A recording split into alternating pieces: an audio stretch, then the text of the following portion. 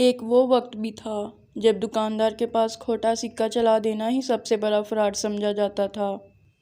یہ ان دنوں کا ذکر ہے جب ماسٹر اگر بچے کو مارتا تھا تو بچہ گھر آ کر اپنے باپ کو نہیں بتاتا تھا، اور اگر بتاتا تو باپ اسے ایک اور تھپڑ رسید کرتا تھا۔ یہ وہ دور تھا جب اکیڈمی کا کوئی تصور نہ تھا اور ٹیوشن پڑھنے والے بچے نکمے شمار ہوتے تھے۔ بڑے بھائیوں کے کپڑے چھوٹے بھائیوں کے استعمال میں آتے تھے اور یہ کوئی معیوب بات نہیں سمجھی جاتی تھی۔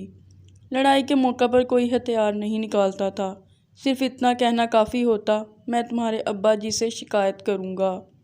یہ سنتے ہی اکثر مخالف فریق کا خون خشک ہو جاتا تھا۔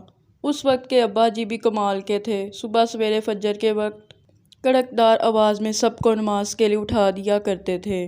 بے طلب عبادتیں کرنا ہر گھر کا معمول تھا۔ کسی گھر میں مہمان آ جاتا تو ارد گرد کے ہمسائے حسرت بھری نظروں سے اس گھر کو دیکھنے لگتے اور فرمائشیں کی جاتی کہ مہمانوں کو ہمارے گھر بھی لے کر آئیں۔ جس گھر میں مہمان آتا تھا وہاں پیٹی میں رکھے فنائل کی خوشبو ملے بستر نکالے جاتے، خوش آمدید اور شیروں کی کڑھائی والے تکیے رکھے جاتے، مہمان کے لیے دھلا ہوا تولیہ لٹکایا جاتا اور غسل خانے میں نئے صابن کی رکھے جاتے۔ جس دن مہمان نے رخصت ہونا تھا سارے گھر والوں کی آنکھوں میں اداسی کے آنسو ہوتے تھے۔ مہمان جاتے ہوئے کسی چھوٹے بچے کو 10 روپے کا نوٹ پکڑانے کی کوشش کرتا تو پورا گھر اس پر احتجاج کرتے ہوئے نوٹ واپس کرنے میں لگ جاتا، تاہم مہمان ہر صورت یہ نوٹ دے کر ہی جاتا۔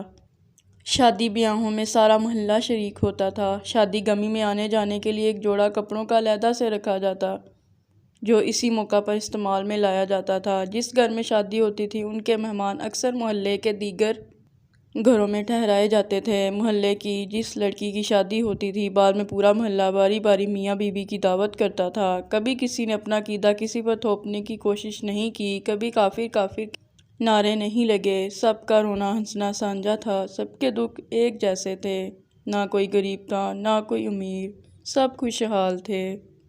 کسی کسی گھر میں black and white T V ہوتا تھا اور سارے محلے کے بچے وہیں جا کر ڈرامے دیکھتے تھے۔ کاش وہ پھر دن اور زمانہ پھر لوٹ آئے۔